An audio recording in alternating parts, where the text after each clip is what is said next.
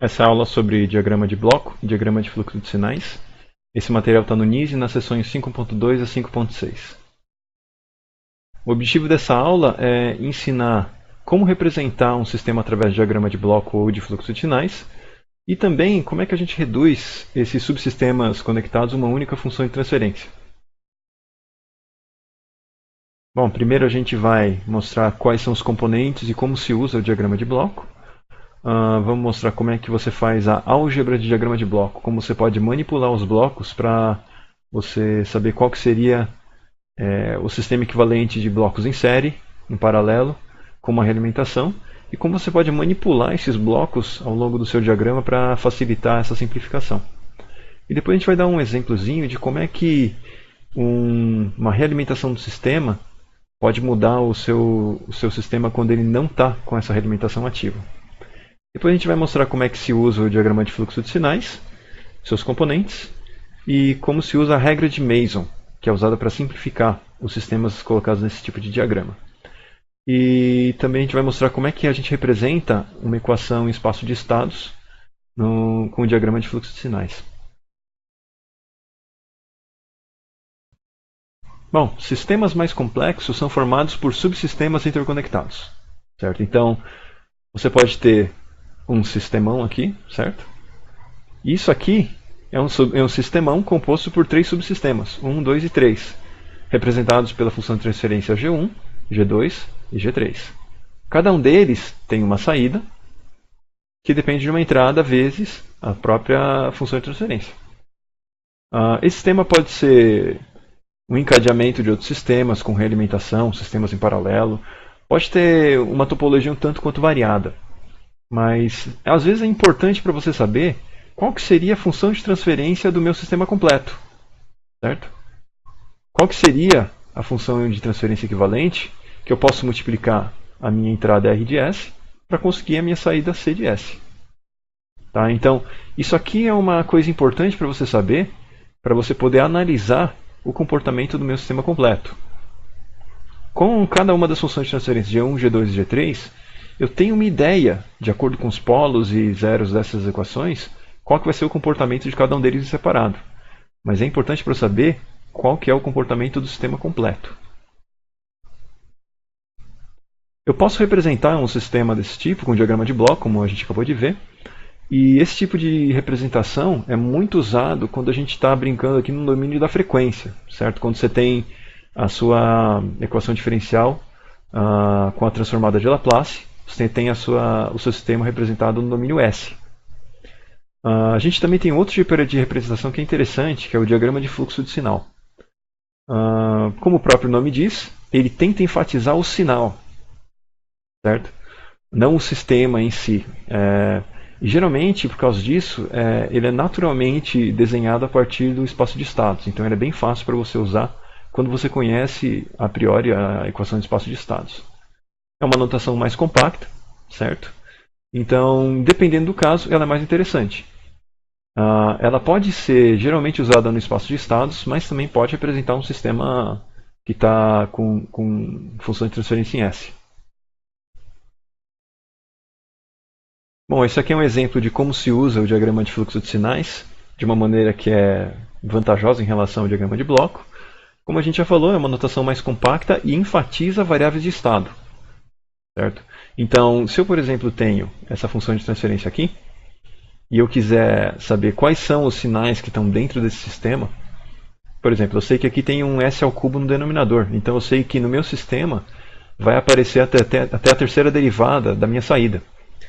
Então, se eu reescrever esse diagrama de bloco de uma maneira de que eu consiga acessar essas variáveis de estado, certo? Não só a saída, mas também as suas derivadas aqui dentro, ficaria um diagrama de bloco desse tamanho aqui, certo?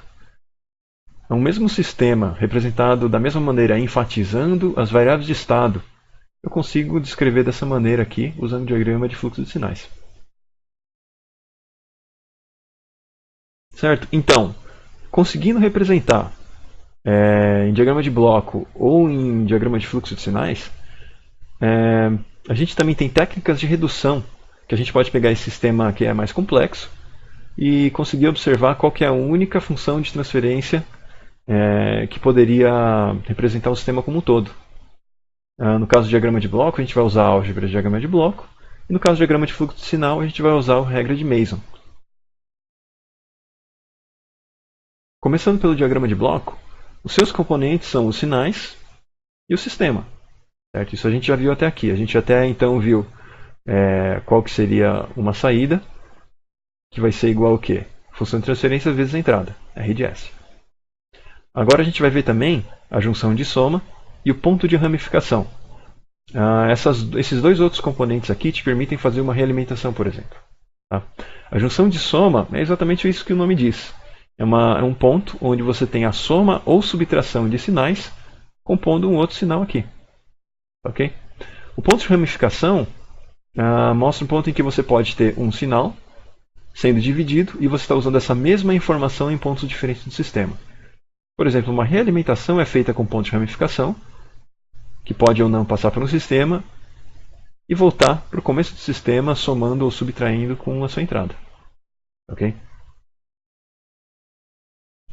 O que seria a álgebra do diagrama de bloco?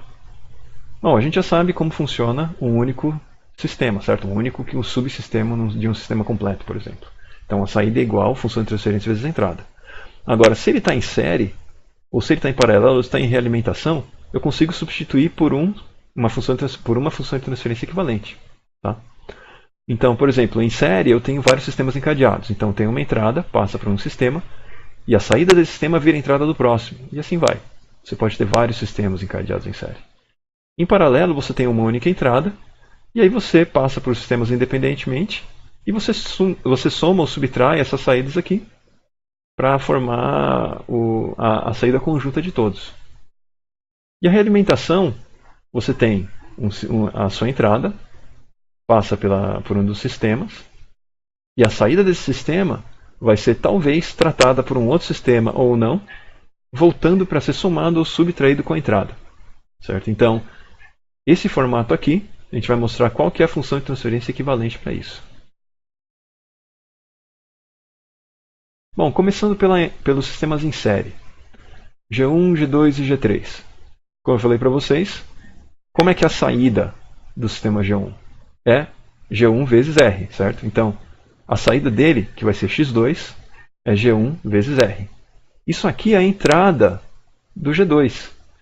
Então, o x1, que é a saída do G2, vai ser o quê? G2 vezes x2. Então, vai ser G2 vezes G1 vezes R. E quando eu estou colocando isso aqui como entrada do G3, a saída disso aqui, que seria a saída completa dos meus sistemas encadeados, seria o quê? G3 vezes x1, que dá G3 vezes G2 vezes G1 vezes R. Certo? Então, quando os sistemas estão em série, a gente faz uma produtória das funções de transferência. Certo? Então, a função de transferência equivalente de sistemas encadeados em série é a produtória das funções de transferência que estão encadeadas. Isso aqui, na verdade, assume que a saída de um sistema não é afetada pela conexão com outro. Tá? Então, por exemplo, a gente tem um sistema RC, certo? Que é excitado por uma tensão de entrada VI. E aqui eu posso calcular qual que é a minha corrente, certo? Consigo escrever uma equação diferencial que descreve isso aqui. E eu tenho um sistema parecido, só que em vez de ter R1 e C1, tem R2 e C2. E ele é alimentado pela tensão V1. Certo? Então esses aqui são dois sistemas similares, mas eles são independentes por agora. Então, por exemplo, se eu calcular agora a função de transferência G1 para esse sistema aqui, eu tenho o quê?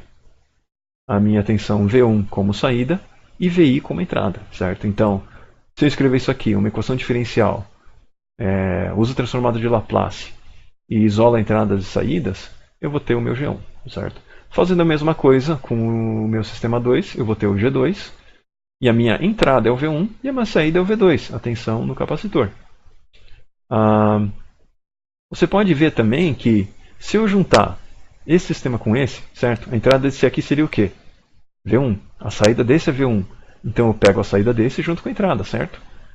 E a gente, se o sistema realmente não tem uma saída afetada pela conexão de outro, eu vou poder simplesmente multiplicar G1 com G2, certo?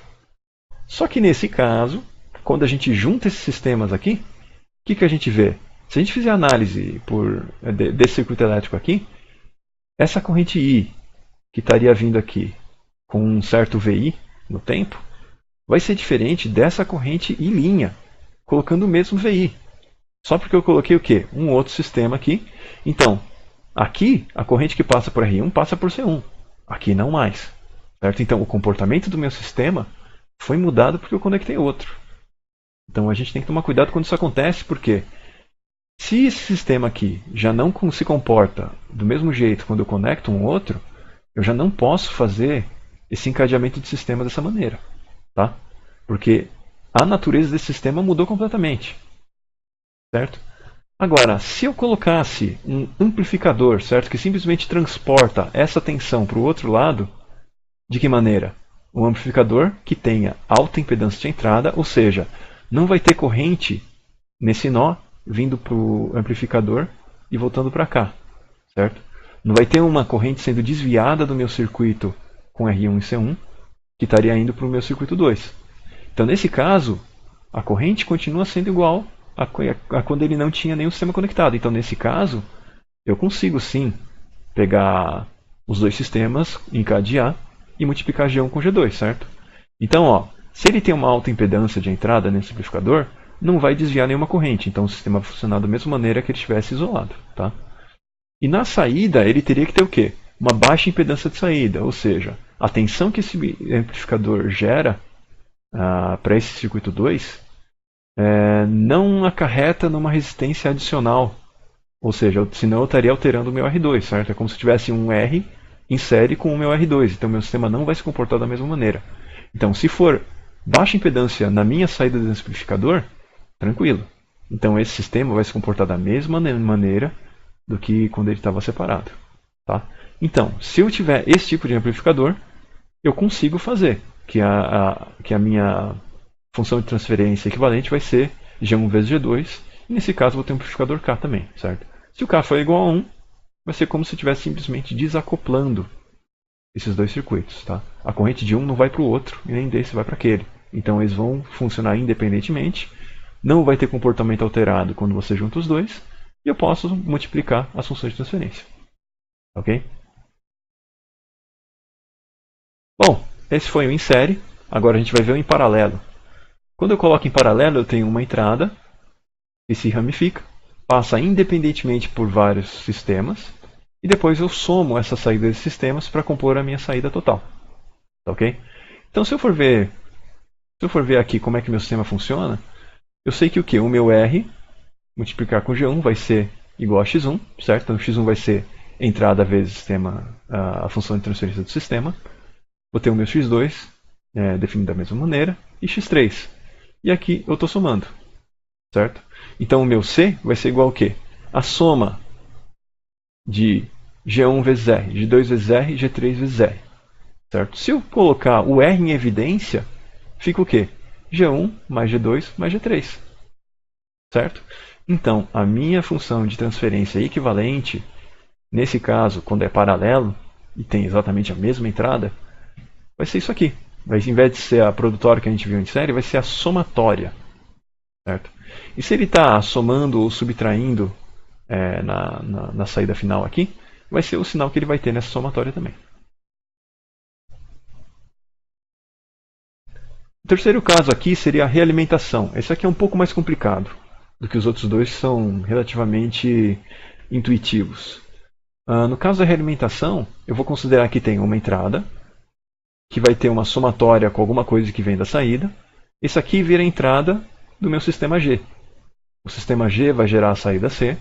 E essa saída C vai ser realimentada através do outro sistema H, que vai ser subtraída ou somada na minha entrada. Certo? Então, usando a álgebra dos meus sistemas, das funções de transferência, o que eu vou ter aqui? Esse E, o sinal E de S, certo? Que a gente chama de sinal de atuação, que seria o erro nesse caso, que seria a entrada com alguma influência da saída, certo? Vai ser o quê? Olhando do lado esquerdo do E, vai ser igual o sinal R, certo? De entrada, menos ou mais o que vem da saída, que seria o quê? que é esse sinal aqui? É a entrada desse sistema vezes a função de transferência. Então vai ser o quê? H vezes C. Então E vai ser R menos mais HC. Isso aqui está ok? Então, ó, se eu pegar aqui, eu sei que o meu C é o quê? G vezes Z. Certo? Então, o meu E, olhando o lado direito dele, vai ser C sobre G. Certo? Então eu tenho essa equivalência dessa parte da equação com essa parte da equação. Então, C sobre G vai ser igual a R menos mais HC. Então, o que eu estou interessado em saber? Eu quero saber a função de transferência equivalente. O quê? Então, isso vai ser a saída sobre a entrada. Então, com essa equação aqui, colocando C sobre R, então eu divido tudo por R, multiplico tudo por G, os dois lados, e eu vou ter isso aqui. C sobre R, que vai ser a minha função de transferência equivalente, vai ser igual ao quê? G de S sobre 1 menos mais G vezes H. Ok? Nota que é o seguinte, se eu tenho uma subtração desse sinal de saída sendo realimentado, eu vou ter esse sinal positivo, certo? Ó, menos mais menos. Se aqui estiver somando, eu vou ter o sinal negativo aqui embaixo, certo? Bom, sabendo agora qual a equivalência da minha função de transferência quando os sistemas estão em série, em paralelo ou em realimentação, eu posso pegar um sistema que pode ter uma outra topologia, um formato bem complicado aqui, manipular os blocos e eu mudo a distribuição deles para facilitar a observação de vários sistemas em série que eu consigo fazer o produto, certo, das funções de transferência, ou então pegar o equivalente de vários paralelos e depois pegar a função equivalente também de sistemas de realimentação. Então, alterando a distribuição dos meus sistemas me facilita enxergar esses formatos que eu já sei a função de transferência equivalente. E vai ter duas situações principais que eu tenho que conhecer para poder manipular para que isso seja possível. Quando eu estou movimentando blocos através da junção de soma ou através de pontos de ramificação. Através de junção de soma, eu vou ter uma coisa mais ou menos assim, tá? Se eu tenho, por exemplo, um bloco G do lado direito, certo, na saída da minha junção de soma, e eu quiser tirar esse bloco G porque está me atrapalhando alguma coisa para eu encontrar alguma topologia conhecida desse lado, eu posso jogar para o outro lado, certo? Mas vamos pensar no seguinte, isso aqui é uma junção de soma, então esse aqui vai ser C vezes, vai ser igual ao quê? G vezes R de S menos mais X. Certo? Então, se eu quiser jogar o G para esse lado da soma, na entrada da minha junção de soma, é como se eu estivesse fazendo a distributiva, certo? Então, o G, ele some daqui, mas ele vai estar multiplicando agora aqui, certo? Então, vou ter o G aqui multiplicando R e G aqui multiplicando X, tá bom? Então, é isso que a gente vai ter como equivalente, tá? Se eu quiser ao contrário agora, eu tenho alguma coisa no meu lado esquerdo, que eu quero sumir com isso, jogar isso aqui para o lado direito, tá? Se some daqui, eu estou fazendo o quê? Eu estou fazendo a associativa. Eu estou pegando o G que está multiplicando o R, o G que está multiplicando o X, menos que não tenha nenhum, certo? E passando para a saída. Então o que vai acontecer? O G some aqui, e aqui aparece 1 sobre G. Não tinha nenhum G, então eu crio 1 sobre G aqui. Isso aqui vai ser igual, isso aqui vai ser somado, vai multiplicar por G, e vai virar a saída C. Certo? Se eu pegar isso aqui e jogar para trás, eu vou voltar exatamente para esse sistema. Como é que eu faço isso? Some daqui, multiplica, multiplica. Certo? Vai ser exatamente o que a gente tem aqui. É fácil e intuitivo a gente conseguir verificar se a gente fez alguma coisa certa ou errada por aqui, tá bom? A segunda ocasião que a gente tem que prestar atenção é através de um ponto de ramificação. Aqui a gente tem que pensar no seguinte.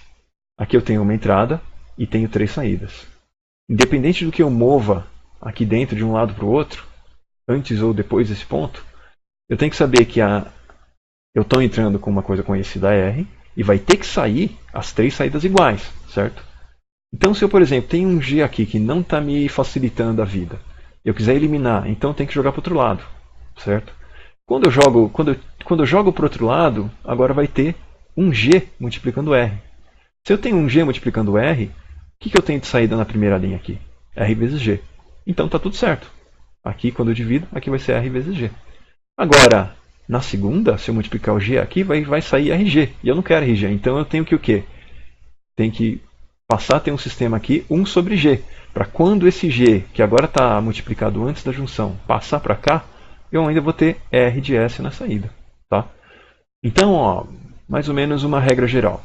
Se eu tenho aqui, nesse lado, eu quero mover algum desses para cá, eu tenho que mover de todos. Se aqui não tem, vai criar 1 sobre G. Aqui também vai criar 1 sobre G. E aqui passa a ter o meu R vezes G de S. Ok? Agora, se eu tiver o contrário, eu tenho desse lado aqui um G de S. Eu não quero G de S aqui. Então eu tenho o quê? R na entrada. Tenho RG, RG e RG. Se ele vai sumir daqui, como nesse lado direito aqui, eu tenho que continuar tendo RG, RG e RG, certo? Nas três saídas. Então o R não vai ter mais nada. E eu vou passar a ter uma entrada aqui para um sistema G. Sistema de G na segunda linha também e na terceira linha. Então R de S ramifica, vira G. Então fica RG. Vira G aqui também, RG, e na terceira linha a mesma coisa. Tá bom? Bom, qual que seria um exemplo bem prático do que acarreta no seu sistema quando você tem uma realimentação? Que vai ser uma das operações mais corriqueiras que a gente vai ver por aí. Tá? Esse aqui seria um exemplo de um controle de posição de antena. Então, nesse caso aqui, eu vou ter um sistema que vai ser dado por essa função de transferência, K dividido por S vezes S mais A. Você vai ter a saída C e eu vou ter uma entrada R de S. Tá? Então, como é que vai ficar com esse sistema aqui? Como é que vai ficar a minha função de transferência equivalente? Bom, olhando aquela nossa formulazinha de função equivalente, aqui eu tenho uma realimentação, certo?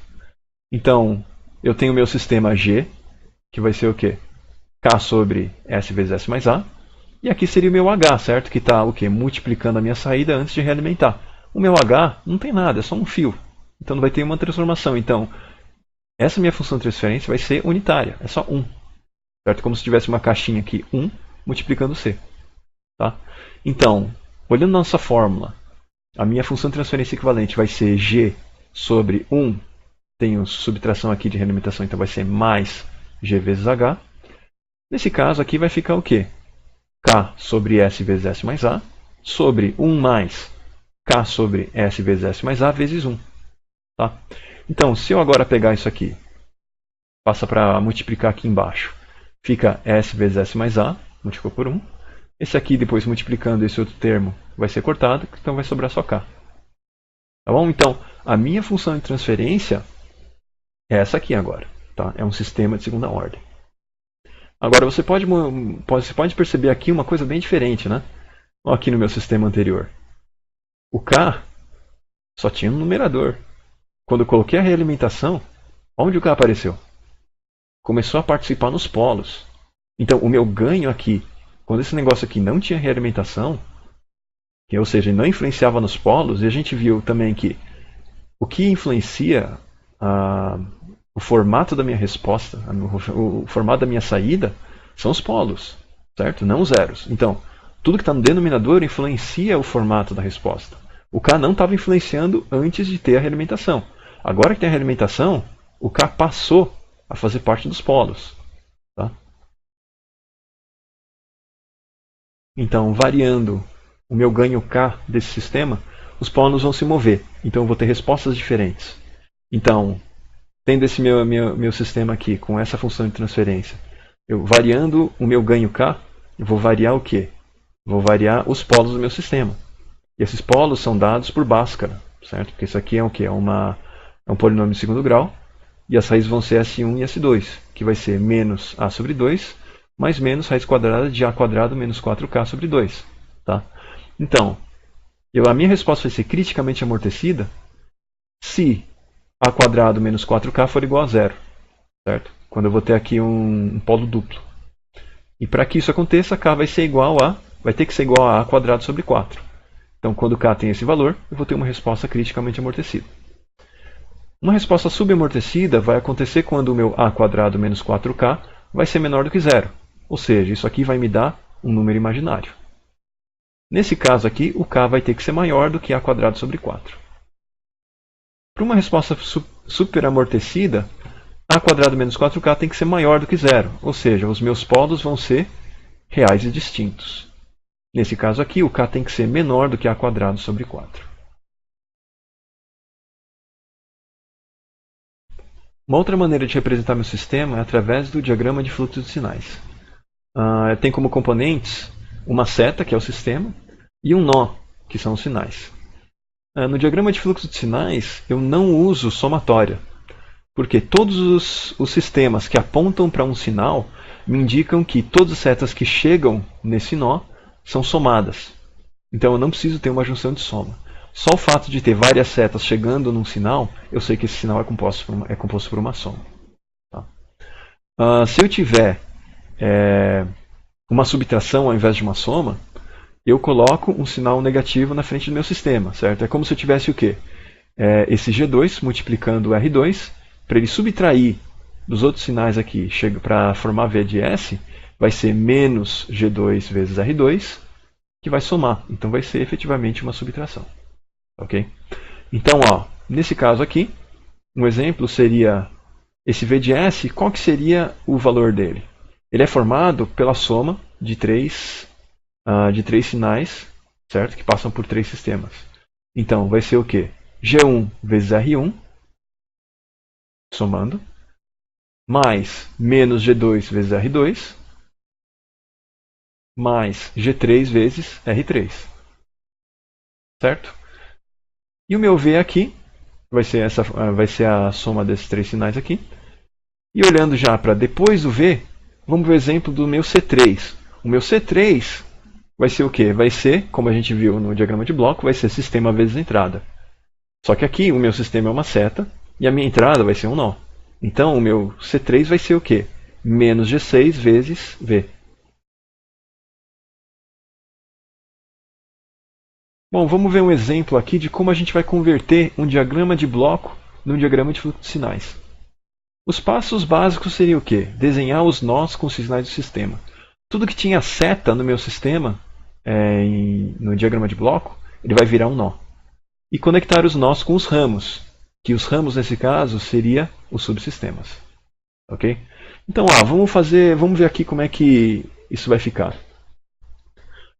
Eu tenho aqui um sistema em série, com três subsistemas. Então, primeiro eu desenho os nós. Então, eu sei que tem o sinal R, bolinha do R.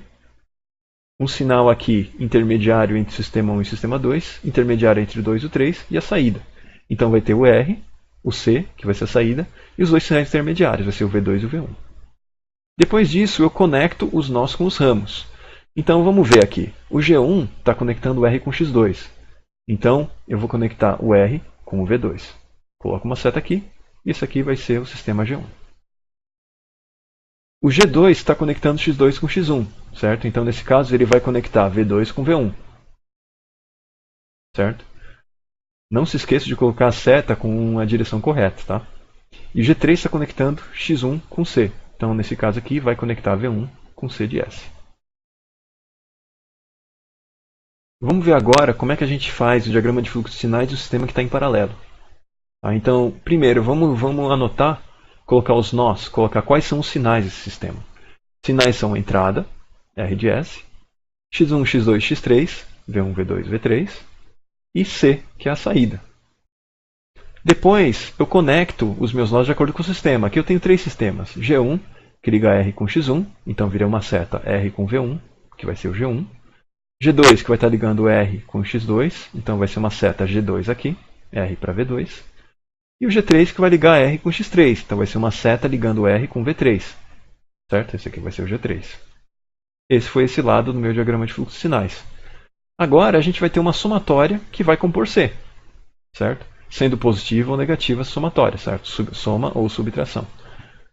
Então eu vou ligar as setas aqui, de V1 ligando C, V2 ligando C, V3 ligando C. Porque eu sei que as setas que chegam no sinal simbolizam uma somatória. Agora, como é que eu faço, como é que vai ser esse sistema de seta que eu estou ligando aqui?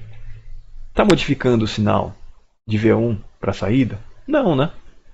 Se eu não estou mudando do ganho, não estou colocando S, não estou colocando nada. Então vai ser o quê?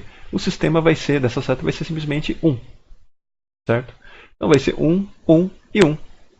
Então as minhas setas quando está ligando V1 com C, V2 com C, V3 com C, vai ter magnitude 1. Só vai mudar o sinal, caso eu esteja somando ou subtraindo. Se eu estiver somando aqui, é tudo 1. Positivo. Se eu estiver subtraindo algum deles, o que eu estiver subtraindo, ao invés de 1, vai ser menos 1. Para um sistema com realimentação, como é que eu vou fazer agora essa conversão para o diagrama de fluxo de sinais? A gente faz da mesma maneira. Então a gente faz o quê? Eu tenho quais sinais? R, que vai ser a entrada, C, que vai ser a saída, e um E aqui, certo? Que vai ser quando eu vou estar somando a realimentação com a minha entrada. Certo? Então eu tenho 3 sinais, R, E e C. Agora eu vou ligar. Eu tenho o quê? O meu E, que está sendo ligado com C através de G, então eu coloco uma seta de E para C, que vai ser G de S. Eu tenho também agora uma interligação entre C e E, certo? Então o meu C, eu vou colocar uma seta ligando E, e agora eu coloco o H, certo? Essa seta vai ser H, e pode ser subtraindo ou somando. Vamos supor que seja subtraindo. Então nesse caso, se estiver subtraindo, vai ser o quê? Menos H. E agora eu sei que o meu R está somando com esse meu menos H no E, certo? Então ele compõe a somatória do E. Então eu coloco uma seta ligando o R com E, e eu sei que o meu R não está sendo mudado, certo? Então vai ser simplesmente uma seta com magnitude 1. Pronto. A partir do momento que eu tenho um diagrama de fluxo de sinais, eu posso aplicar a regra de Mason para simplificar. Tá? Regra de Mason é uma fórmula para simplificar para uma única função de transferência de um sistema inteiro. Tá? Pode ser uma fórmula um tanto quanto complexa. Tem vários passos para ser feitos, mas de qualquer maneira vai ser uma maneira mais automatizada, apesar de ser mais complexo. E ao contrário do diagrama de bloco, vai ser uma maneira mais mecânica de se obter essa função simplificada. Tá? No diagrama de blocos eu tenho que aplicar relações fundamentais, mover bloco de um lado para o outro, de junção, de soma, de ramificação, certo? Nesse caso aqui a coisa vai ser bem mais automatizada, não mais simples, mas mais mecânica de ser feita. Para a gente fazer essa fórmula, essa regra de Mason, a gente tem que ter 3 conceitos aqui que eu vou explicar a seguir, certo? O ganho do caminho à frente, TK, certo? Eu vou ter vários caminhos à frente, então para um caminho K eu vou ter um ganho TK, tá? Vou ter ganho de laço, vou ter um ganho de laço que não se toca. Esse ganho de laço e ganho de laço que não se toca vai ser usado para calcular um tal de ΔK e delta. Tá? Então a minha função equivalente, função de transferência equivalente, vai ser a somatória dos ganhos do caminho à frente vezes esse ΔK, dividido por esse delta. Vamos primeiro explicar o que seria ganho do caminho à frente. Primeiro, vocês têm que saber o que é um caminho à frente. Certo? Caminho à frente é o menor caminho que eu posso fazer para ligar a entrada à saída. Tá bom? Então vamos ver aqui quantos caminhos à frente eu tenho nesse sistema aqui de exemplo. Eu tenho, vamos seguir aqui. Sinal, vem para esse sinal, só tem uma seta. Só tem uma seta que sai dele. Continua. Aqui continua tendo só uma seta que vai para frente. Aqui, pronto, aqui ramifica. Então eu posso ir por cima, um caminho. Como eu posso ir por baixo, que é outro caminho.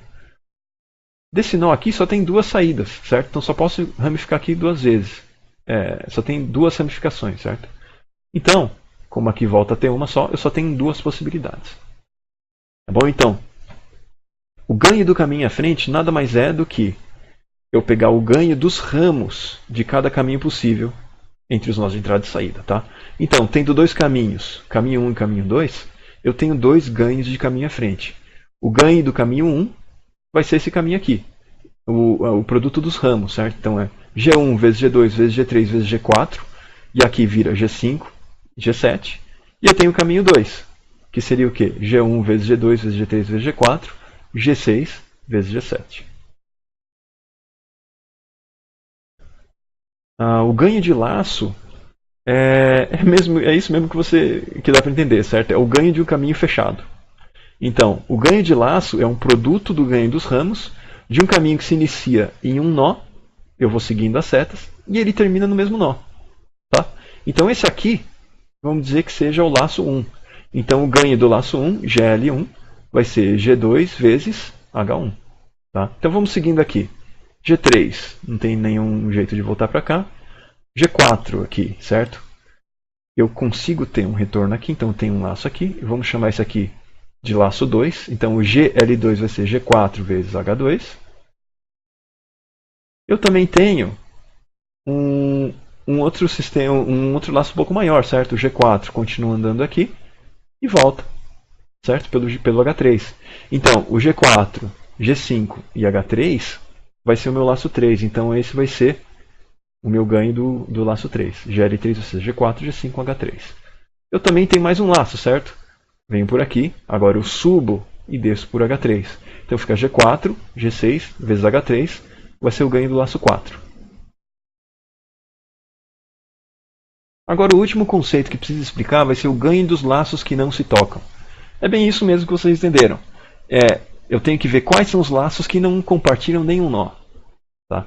Então nesse caso aqui vamos ver qual é o máximo de número de nós que não se tocam simultaneamente.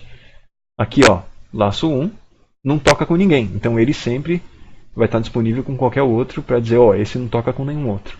Agora, todos eles aqui se tocam, certo? Esse nó aqui participa dos 3 laços. Então os 3 laços aqui se tocam. Então eu posso fazer o ganho dos laços que não se tocam como o produto dos laços que não tem nenhum nó em comum. E eu posso calcular sempre de 2 em 2, ou seja, esse laço com algum outro laço que não se toca, ou de 3 em 3, quais são 3 laços que simultaneamente não se tocam, 4 em 4 e por aí vai, certo? Aqui no nosso tema a gente vai parar de 2 em 2, porque a gente só tem pares que não se tocam, não tem trios que não se tocam. Tá? Então, para eu fazer 2 em 2, vamos supor aqui que eu tenho agora uma notação que eu vou colocar esses ganho dos laços que não se tocam, GLNT, certo? E de 2 em 2, eu vou ter 3 possibilidades, 1, 2 e 3, que é o quê? Laço 1, certo? Com o laço 2, laço 1 com o laço 3, laço 1 com o laço 4. Tá? Então vai ser o quê? Qual que vai ser o ganho dos laços que não se tocam de 2 em 2? O primeiro vai ser o quê? Laço 1 com o laço 2. Então vai ser o quê? Esse ganho vezes esse ganho. Então, G2H1 vezes G4H2. Agora, qual outro par que não se toca? O G1 com o G3, por exemplo. Então vai ser o quê? G2H1 vezes G4, G5, H3. Certo? Esse aqui vai ser o ganho dos laços que não se toca de 2 em 2, número 2. Agora, o ganho dos laços que não se tocam, número 3, de 2 em 2, vai ser o quê? O laço 1, G2H1, vezes o último laço, certo? Que seria G4, G6 e H3. Então agora, explicado todos os conceitos que a gente precisa, essa aqui vai ser a nossa função de transferência equivalente. Tá? Então vai ser a somatória dos ganhos do caminho à frente, vezes o ΔK, dividido pelo delta. Então, vamos explicar então o que seria o delta. O delta é 1 menos a somatória dos ganhos de todos os laços, mais a somatória de todos os ganhos, certo? Dos laços que não se tocam de 2 em 2, menos somatória dos ganhos dos laços que não se tocam de 3 em 3, mais somatória dos ganhos dos laços que não se tocam de 4 em 4, e etc. Tá? Então, o que vai ser isso aqui nesse caso? Vai ser 1 menos ganho dos laços. Então, vou ter o quê? Ganho do laço 1, mais ganho do laço 2, mais ganho do laço 3, mais ganho do laço 4. Certo? Agora eu vou somar o ganho dos laços que não se tocam de 2 em 2. Então eu vi que tem 3 possibilidades, certo? Ganho desse laço. Laço 1 com laço 2, laço 1 com laço 3, laço 1 com laço 4. Ok? Então vai ser o quê? G2 vezes H1 vezes G4 vezes H2. Mais G2H1 vezes G4, G5, G3. Mais G2H1 vezes G4, G6 e H3. Certo? Como não tem ganho de laço que não se toca de 3 em 3, então eu paro aqui mesmo. Tá? Então a gente escreveu o delta para o meu sistema inteiro. Agora eu vou escrever o ΔK. Quantos ΔKs eu vou ter? Eu tenho 2Ks, 1 e 2, certo? Tenho 2 caminhos à frente. Então, o ΔK é o delta, só que considerando só os laços que não encostam no caminho K. Ou então, é como se eu estivesse pegando o meu delta e eu subtraio todos os termos que tem algum GL que toca o caminho à frente K, certo? Então, nesse caso aqui, o delta 1 e o delta 2, eu vou ter um problema, né? Não, problema não, na verdade vai facilitar para a gente. Porque os dois casos, ele vai usar todos os nós possíveis, certo? Então, ó, vamos ver. Laço 1, tem algum laço que não toca esse caminho? Nenhum, né? Laço 1 toca, laço 2 toca, laço 3 toca, laço 4 toca. Então não vai ter nenhum laço que não toca esse caminho, certo? Então vai ser o quê? Vou retirar todos os GL, vou retirar todos os ganhos de laço que não se toca de 2 em 2, então não vai sobrar nada, certo? Vai sobrar só o 1, certo? Delta 1. Delta 2 a mesma coisa, por mais que ele faça um caminho um pouco diferente, ele usa os mesmos nós. E todos os nós que o caminho 2 passa, os laços tocam, certo? Então vai também sobrar só o 1. Então essa é a função de transferência equivalente que a gente vai ter.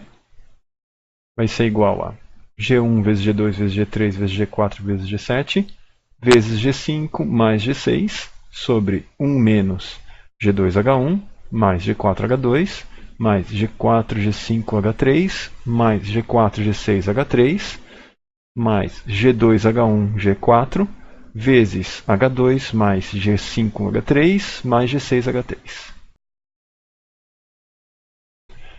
E agora a gente vai ver então como é que a gente faz esse tipo de diagrama de fluxo de sinais para equações de estado. Primeiro, criar um nó para cada variável de estado, certo? Nesse caso, se eu tiver minha função de transferência, eu teria que procurar a minha equação de estado para desenhar, certo? Nesse caso aqui eu já tenho, então eu vou fazer o quê? Eu já sei quais são as minhas variáveis de estado, então eu crio um nó para cada variável de estado. Depois, eu sei que eu tenho um nó adicional, certo? À esquerda. Eu crio um nó adicional à esquerda de cada uma das variáveis de estado, representando a derivada. Porque a gente sabe que para cada variável de estado, numa equação de estado, eu tenho uma equação que diz qual que é a derivada dela. Certo? Agora, depois de fazer isso, criar esse par de nó para cada variável de estado, e sua derivada, eu crio um nó para a entrada e outro para a saída. Certo? Um à esquerda de todos os nós, e a saída à direita de todos os nós. E agora eu conecto o nó da derivada com a sua variável de estado através de um ganho de integração. Você pode colocar tanto um sinal de integração quanto 1 sobre S. Lembra, né, que com a transformada de Laplace multiplicado por essa derivada, dividido por S é integral. Então depois eu conecto os nós de acordo com as equações de estado, que vai ser uma composição, né, uma somatória de algum coeficiente multiplicado por a variável de estado, certo? No caso de ser uma coisa linear. Vamos ver esse exemplozinho aqui. Nesse exemplozinho eu tenho 3 variáveis de estado, x1, x2, x3. E eu vou ter uma derivada para cada uma dessas variáveis. x1 ponto, x2 ponto, x3 ponto. E eu também vou ter uma equação de saída. Então meu y vai ser igual a alguma coisa que é função do quê? Da variável de estado e da entrada também. Então vamos começar seguindo os nossos passos que a gente mostrou. Primeiro, criar um nó das variáveis de estado. Então eu tenho x1, x2, x3, x1, x2, x3. Crio o nó das derivadas das variáveis de estado, sx1, sx2, sx3 à esquerda de cada uma das variáveis de estado respectivas. E agora eu crio os nós da entrada e da saída, r de s e o y de s. Tá? Tenho a entrada R e eu vou ter um y de saída. Agora eu conecto o nó da derivada com a sua variável de estado através de um ganho de integração. Então eu tenho a minha derivada, sx3, conecto com x3 com uma operação de integração. sx2 conectando com x2 usando o sinal de integração. E sx1 conectando com x1 usando a operação de integração. Agora eu conecto os nós de acordo com a equação de estado. Então vamos ver primeiro a derivada de x1. Então o que? O meu sx1 vai ser igual ao quê? x1 vezes 2, x3 vezes 3, mais r vezes 2. E eu sei que também vai ter o meu x2 vezes menos 5. Isso aqui vai dar Isso aqui de acordo com a minha equação de estado para x1 ponto. Essa aqui vai ser a minha equação. Vai ser o meu diagrama de estado que está representando aquela equação. Mas não tem só isso aqui. Tem a derivada x2, derivada x3 e a saída. Então vou colocar nesse mesmo diagrama as outras equações. Vamos acrescentar agora a derivada de x2, certo? Então agora a gente acrescentou para a derivada de x2 as setas que estão chegando de onde? Da entrada, 5 vezes r, x1 menos 6, tenho x2 vezes menos 2 e x3 vezes 2. Vamos acrescentar agora a derivada de x3. Então vamos ver o que chega no x3. 7 vezes r de s, x1 vezes 1, x2 vezes menos 3 e x3 vezes menos 4. Agora vamos acrescentar a saída, y. Y vai ter o quê? Menos 4x1 mais 6x2 mais 9x3. Ok? Então esse meu diagrama está representando toda a minha equação do espaço de estados, incluindo a equação de saída. Então era por isso essa aula. Qualquer dúvida, entre em contato.